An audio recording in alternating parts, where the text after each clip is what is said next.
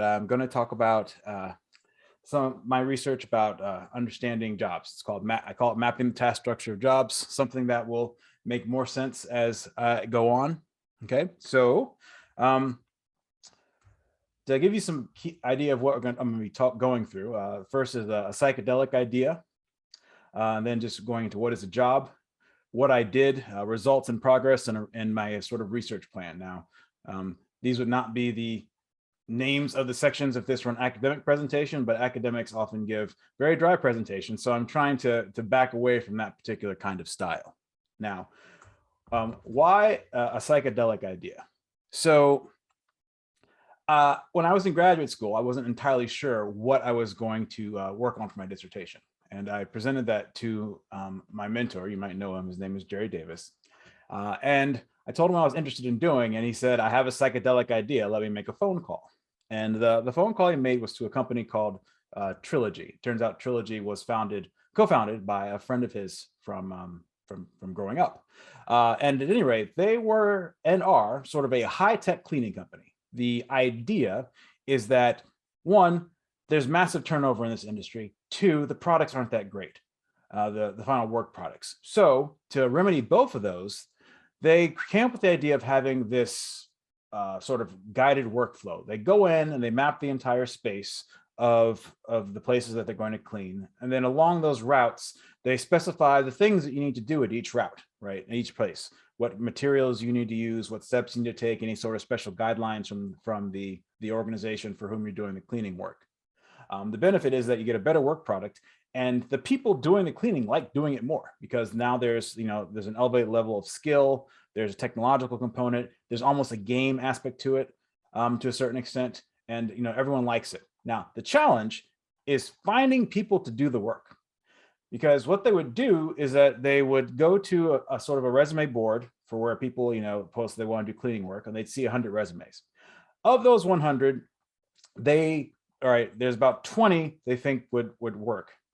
Of those 20, they reach out, 10 come in for the interview, and of those 10, they hire maybe 2. Okay, now 2% is a really, really, really low rate for trying to staff out a cleaning service. So the problem was they were having trouble finding the right people because they thought that it wasn't quite a cleaning job, it was something a little bit different. And they weren't sure, how to describe it or where to look. And so I asked them the questions like, well, can you, despite it being hard to hire for this new job, can we get you close, right? In the sense that even if you can approximately describe what it is that you're doing, I thought that I could sort of point them in the right direction of where to look for potential workers. Okay. Now, in general, when you're sort of thinking about hiring new people, we've got a fairly deep literature in industrial organizational psychology about that, how that kind of works. Okay. And so sort of a stylized process might look something like this, is that you've got a job that you want. Okay. And a job itself is clusters of tasks, right? There are things that you do in that job. There are observable behaviors. Sometimes it's the technologies that you use to do the job. Now, based on those tasks and behaviors and technologies, you infer the knowledge, skills, and abilities that are needed to actually do the job. And I realize that sounds a little bit sort of contrary because we talk a lot about job skills, but at the end of the day, companies and organizations need to do something. And if that being the case, the tasks ends up being a pretty major component of the work, right? So you get the tasks, you figure out what knowledge, skills, and abilities are necessary, and then you try to find a worker to do it. And in practice, you have a potential worker, and the knowledge, skills, and abilities that they have aren't really directly observable. They are seen as expressions within a work context, right? So people list all the tasks that they've done on their resume, okay? And you get the resume, and you may just sort of be able to say, oh, based on those tasks, they can do this job. Or if this job is slightly further away from the job you're hiring for, you might say, oh, based on what they've done, I think they have this knowledge, this set of skills, and then that would work for the job. Okay. And then you can hire that person. Right. So sort of again, stylized way of approaching of hiring. Okay. But in order to try to figure out if there's a way to do this for some completely new work, I dug a little bit deeper into the literature. And so in organizational behavior, we kind of have three-ish ways of looking at it beyond just the industrial and organizational psych way. One comes from the job crafting literature, which you may or may not heard of, from Jane Dutton at Michigan and Amy Resnesky, who's now at the Yale School of Management. The idea is that people actually do some of this task. They do some stuff to like basically change the task structure of their job on the job, whether that's actually changing the stuff that they do, or whether that's sort of shifting the task boundaries over time, right? So you kind of got these bottom-up influences, but you've also got these top-down influences, basically extra organizational forces, industry forces, even supplier influences may have an effect on the kinds of the ways that jobs are structured. You can imagine that certain key suppliers can impact how jobs are structured. Lisa Cohen out of McGill talks about in one of her papers about the job of DNA sequencer when it was new. It looked very different if you were doing it in an independent lab versus if you were doing it in a lab that receives insurance reimbursements. So basically, depending on who is either supplying you workers or supplying you capital, the job may look a little bit different. Right? But the overall idea, even from both these perspectives, is that jobs do have this sort of underlying task structure. In many ways, it consists of tasks that are assembled from various parts of the organization and sort of reside in this one sort of administrative place within an organization. Okay, and it's that part that I'm really focusing on, trying how we understand that task structure.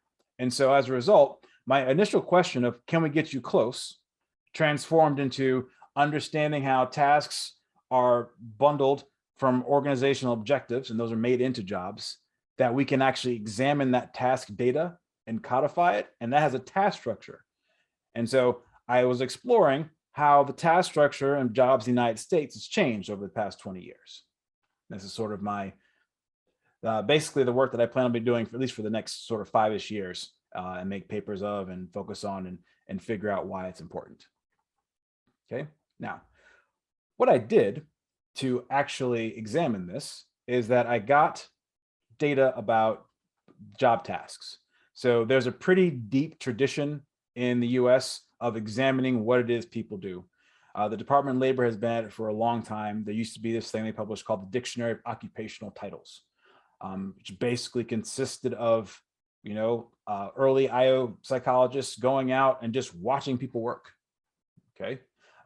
We still have that kind of work, that kind of data. Now it's more surveys and phone calls than actually watching people. And it's the successor data set is something called ONET, also put out by the Department of Labor, that specifies what it is that people do. So I figured out ways to take all of those text descriptions of tasks and kind of organize, analyze that textual data into numbers and descriptions that allow me to basically see the underlying components of those jobs, how they relate to other jobs, and how we can sort of visualize those things to try to understand where there are neighborhoods or clusters of certain kinds of jobs. Okay, now this all sounds very abstract at first, but I have an example that definitely will help a little bit. Okay, so I know baseball season's over. My best friend's very excited because the Braves won.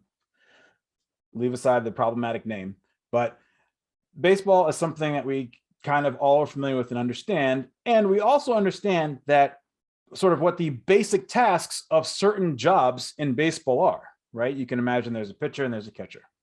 And you can imagine that most of what they do is throwing, catching, and running, but to different degrees.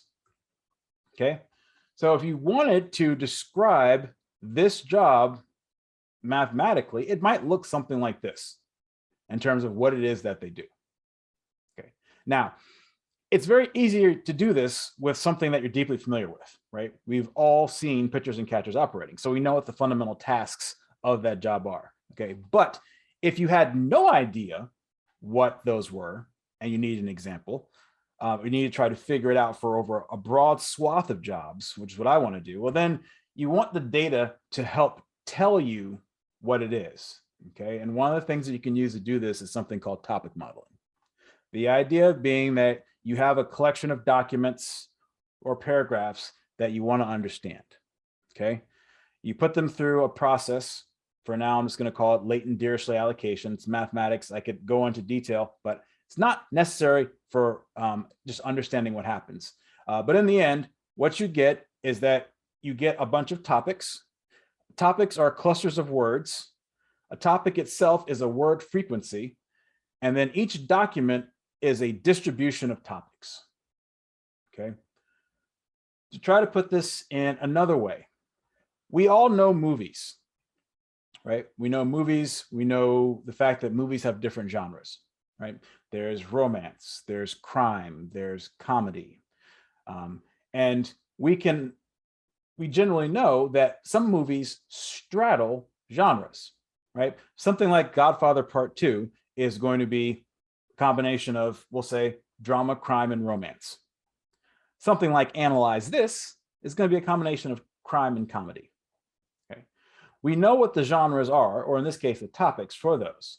But if we had documents for which we didn't know the topics, we could use this to figure it out. And you could also use this process. Sorry, Siri, I'm not talking to you. We could also do this for, this process would work for movies. You can put movie scripts in this and it will tell you what the genres are. But in my case, I want to effectively know the genres or tasks within jobs. So instead of putting in movie scripts, I put in job descriptions. And the job descriptions look something like this. This is right out of O-Net, and this is for plumber. Okay.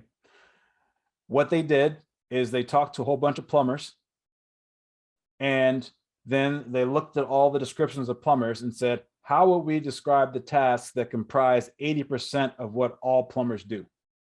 And that becomes the description in O-Net. Okay, so you take this and all the other job descriptions and you run them through latent Dirichlet allocation. And what you get is a bunch of topics, and you get a bunch of words that make up each topic.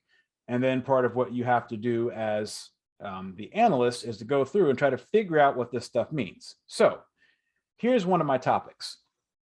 Okay, so I get a topic and it says that these are the words that make up this topic. So I got to go through that. And then I look at the jobs for which this is a primary task component of those jobs. I go back and forth and I try to understand what kind of task variable this represents.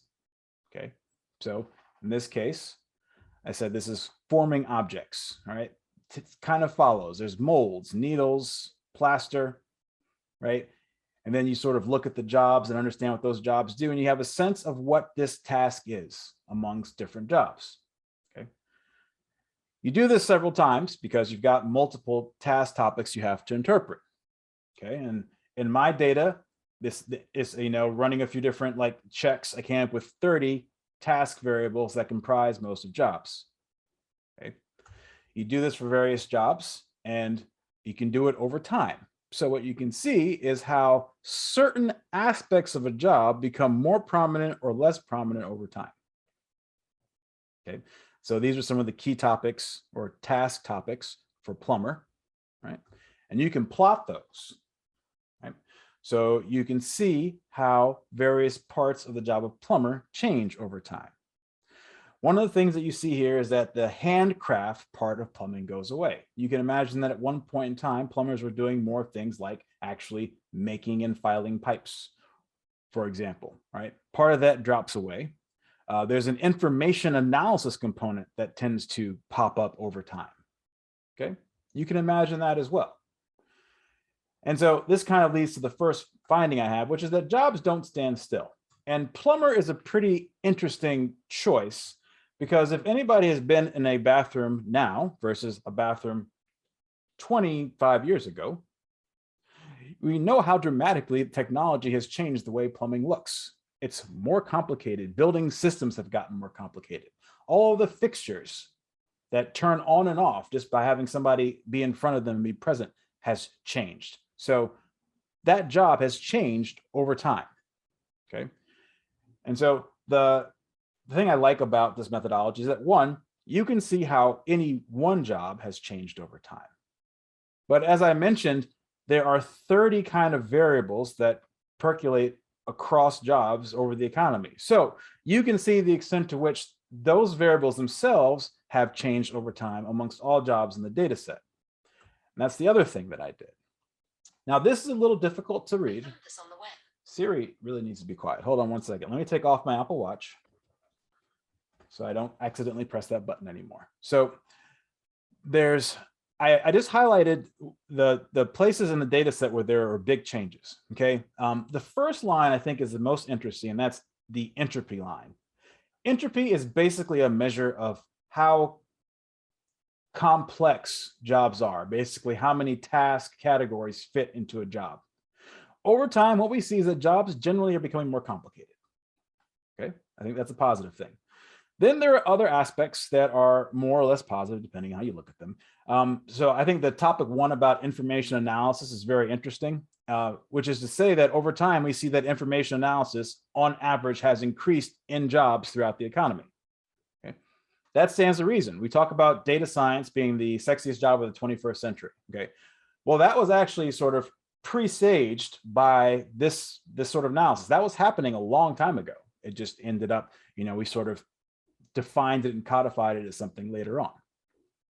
Okay, and so this kind of just shows the things that have come up or increased in jobs or decreased in jobs over time. Now, of these, there's one that gives me a bit of pause that concerned me, and that's this corrective action topic. Okay, this is basically an aspect of a job task that deals with corrective action, like modifying people's behavior. It tends to be a very large component of the jobs, like corrections officer and personal trainer. Okay, see, again, you wouldn't necessarily think of those jobs as being similar, but they have components that overlap. That's something else that this kind of analysis helps you to understand. Okay, now the reason why I bring this up is that, as I said before, jobs change. What I saw in the data that was disconcerting is that topic 17, which is associated with teaching adults, okay, that over the time period for certain jobs actually declined, okay, and this corrective action aspect of jobs increased, became more of the job, okay. There's sort of, and how do I put this? That's disconcerting for all kinds of reasons, but it also speaks anecdotally to things I've heard people say about their work as professors. It's less about teaching and more about making sure people have gotten stuff done. Okay. But again, the point here is that you can see certain things pop into and pop out of jobs over time. The next part is, I think in some ways it's more complicated, but it's slightly easier to understand. Okay, there's essentially kind of two ways that you can go about this. One is that you can say, all right, computer, I'm going to give you these documents and I want you to tell me what the topics are. Just spit it out and I will figure out what it is. Okay. Another way you can do it is you basically say, it's like, all right, I can't even necessarily interpret it, but I want to come up with a mathematical representation of what words and even documents mean within this data set. Okay. And a way to do this came out of Google, something called Word2Vec and Doc2Vec. Okay. And it's based on the following idea. If I say the sentence, Teddy put blank in his coffee. Okay. In the blank, it could be the word lion. It could be the word zebra. It's probably not. All right. It's probably milk, cream, sugar, something like that. Okay. We can put any combination of words together to make any sentence. But once we do that, there is effectively a restriction on the kinds of words that follow. All right. Why is that helpful? Well, you can then use a neural network to effectively try to predict the following word in a sentence. Okay. All machine learning algorithms, in order for supervised learning of any sort to work, rely on what some sort of ground truth is. Okay. And in this case, the ground truth is the next word in a sentence. Okay. If you do that over enough sentences, enough words, you're going to get these dense vector representation of words, okay, of what each word means. The weird thing about this is that for most machine learning models, the thing that you care about is the training, okay? But for this machine learning model, what you actually care about is these arrows. Each arrow effectively is a mathematical representation of what a word or a document means. That's the theory. The way that they were able to show this with Google is they said, fine, if we did do that, we should be able to now do math with those words, and the math should make sense, okay? So we can imagine that if you take the word king, subtract the word man, and add the word woman, you should get the word queen. Well, they did that with the mathematical representations of those words instead, and that's exactly what happened. The word vector they got that came out of that was very, very close to the word vector for queen, right? Which shows that they were able to come up with mathematical representations for words and for documents, okay? Well, I did that for my jobs data and came up with a vector representation, and in this case, about 100 different dimensions for each job, okay? Why is that helpful? Well, once you have that, you can start to figure out how close certain jobs are by measuring the angle amongst the vectors. Okay, so you can imagine in this case that there should be a very small angle between the vectors for investment banking analyst and credit analyst, right? You're both effectively doing presentations and you're doing financial analysts and you're trying to understand the riskiness of various things, okay? They'll be much different from something like museum curator, potentially, okay? Well, but you do this for lots and lots of jobs, and then you plot them, and you come up with this. Now, this is just a picture of it,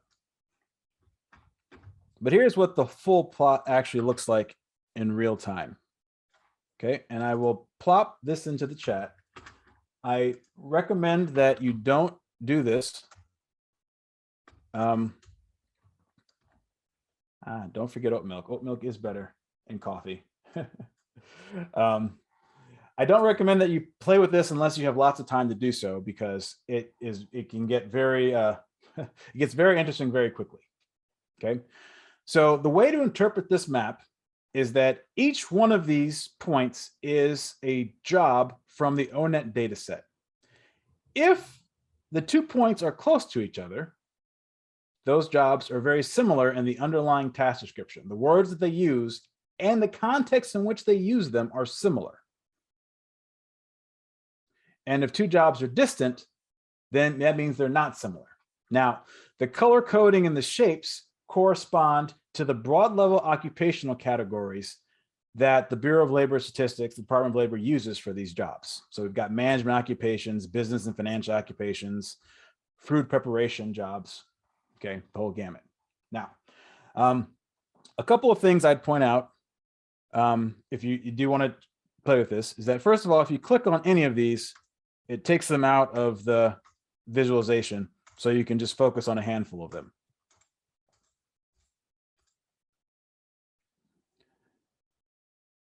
And I'm going to focus on my own profession for a second.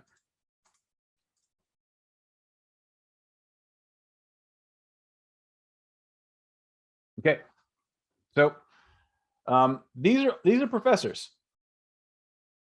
Okay, all up here, all kind of next to each other, various kinds of professors. Okay, the professors that aren't up there, they're over here.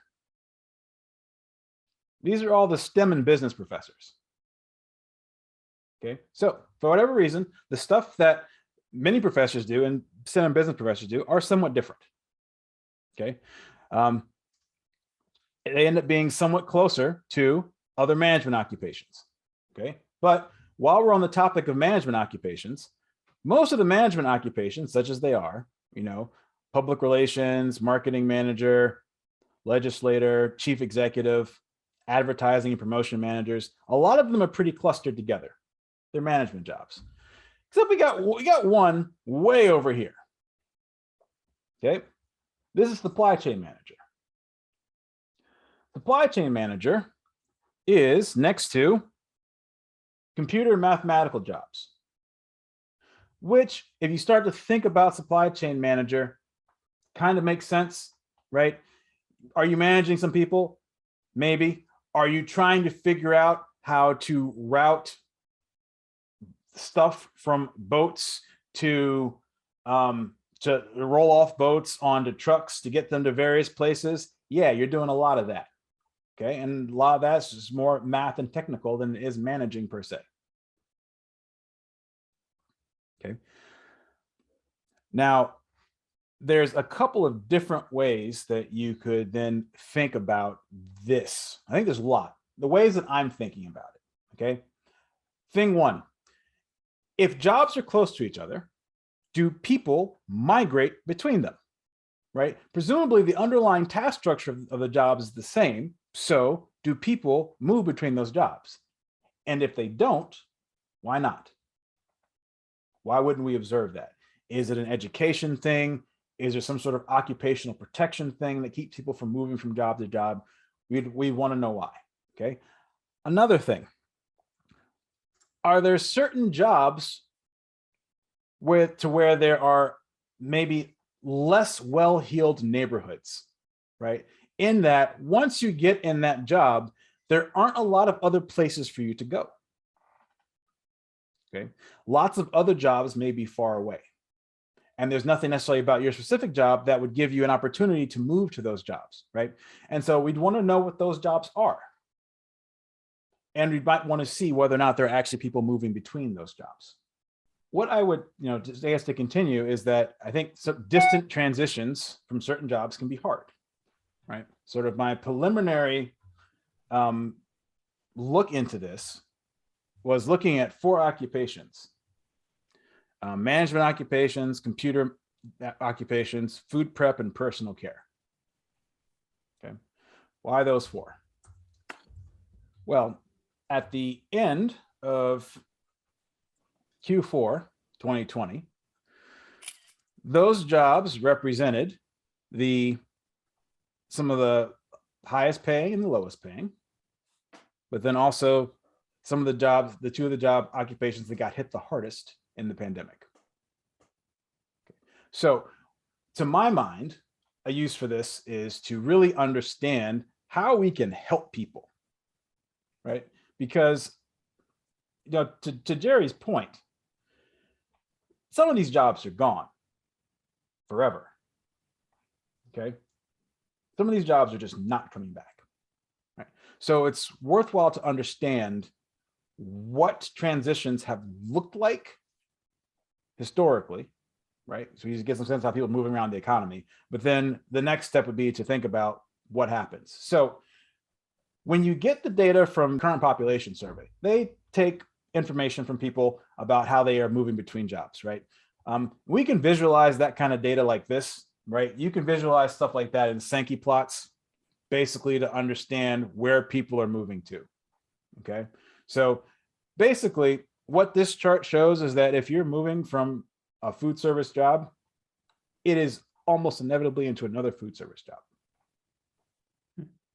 okay? In of itself, is that a problem? No. Is that a problem when technology is changing the nature of jobs, making it such that there's fewer of them? Well, then yes, that's a challenge. And that's something that we want to know some more about. Okay. Moving from personal care professions, there is more of a variety of places that they're moving to.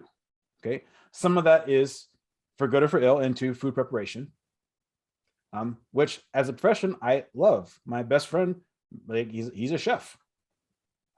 Preparing people food is a good thing, but between technology and platforms and the pandemic, that has changed that industry pretty dramatically.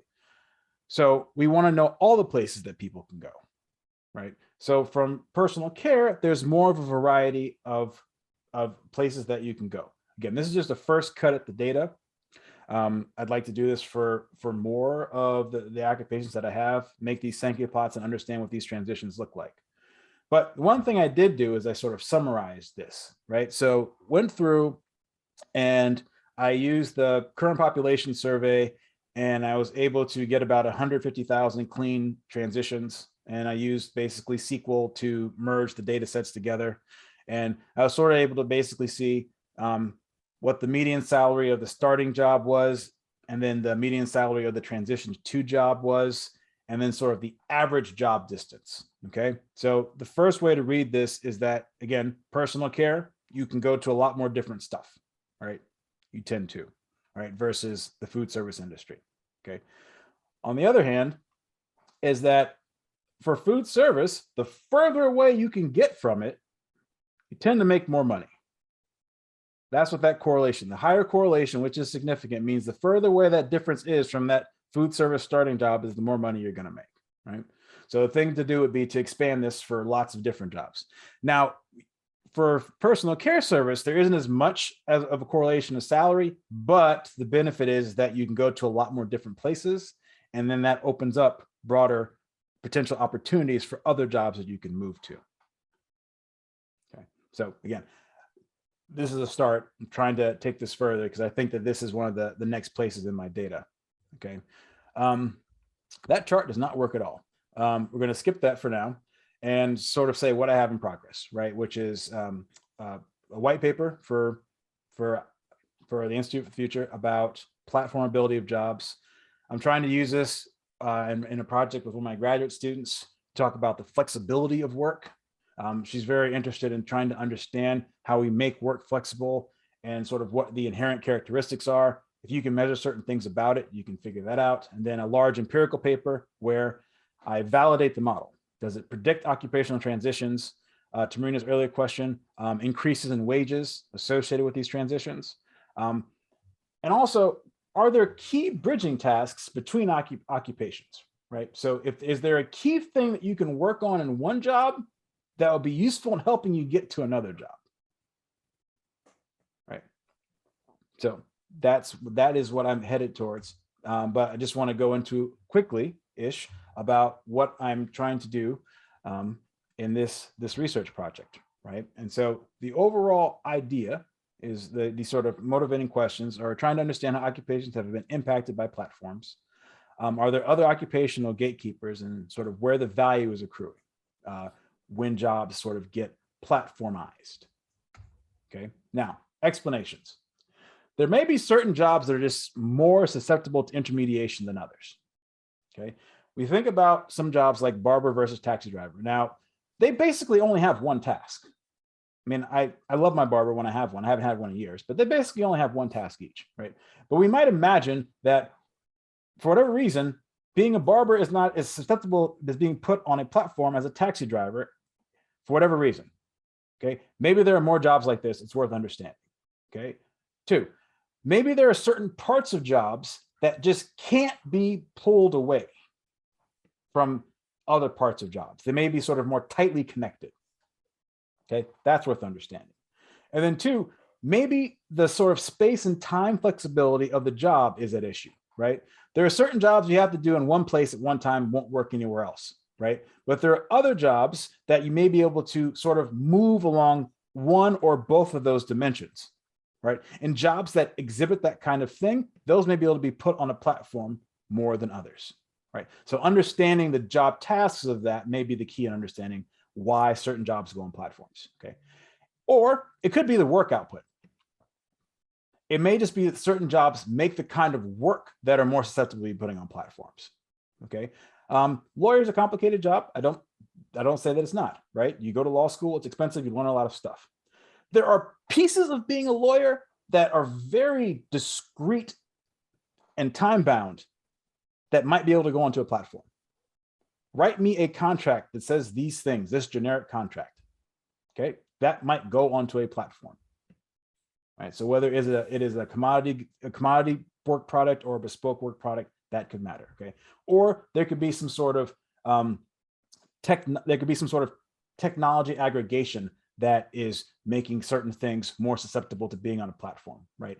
What time once was, if you wanted to hear music, that is basically the radio or live. Okay.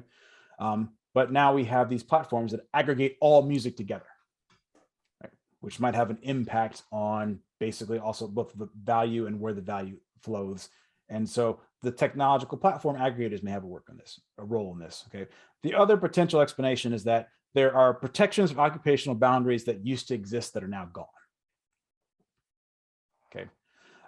Financialization and financial actors may be sort of one group of people that has something to do, but it also just may be that firm boundaries themselves have gone away, right? This is a Davis 2016 work about understanding how the firm structure and the nature of the firm is vanishing. Part of that due to things like asset specificity, and that certain jobs don't need to be organized within the bounds of an organization any longer. Right? I will be looking at all of these and thinking about them, but focusing, I think, on what I can uniquely speak to here, which is about the structure of jobs. Okay. And so what I plan to explore is, first of all, just understanding how many platforms are out there. Like, I have no idea. There seem to be a ton, but knowing that in of itself is valuable. And for a very particular reason, I'll get to that. There are different kinds of platforms, right? So just on the labor side of stuff, you can imagine there's the driving platforms. So we've got DoorDash and Uber Eats and Uber and Lyft, okay, that kind of thing. But then there are like non-driving platforms where labor is, where jobs are being posted and aggregated. So just having a tour of all these is helpful in understanding the various mechanisms that might be at play for certain jobs becoming platformized. But then coming up with a measure for platformability. Because basically, if you tour all the platforms and you know what kind of work is going on them, then you kind of have the beginnings for a quote unquote ground truth. We know what kinds of jobs are being platformed. Then we can decompose those and understand what aspects are the most vulnerable, potentially, and then see if there are other jobs to where those particular tasks or whatever may be at risk too. Okay, so I've got data more or less to do this. And so I'm going to, one, understand just how many people we are dealing with in certain jobs, right? It helps to understand the scope of a problem, but then analyze the components of platform jobs and compare that back to the larger data set, right? So you have the platform, you get the jobs that have been intermediated, and then I can use topic modeling to decompose those jobs into the task structure, right? And see if I can figure out which jobs exhibit platformability, and then you identify those vulnerable jobs. Right. And so the idea is it gives a sense of both of where we've been or how we got here and where we might go next, for good or for ill. Okay. And that's what I've got. So Yay. thank you.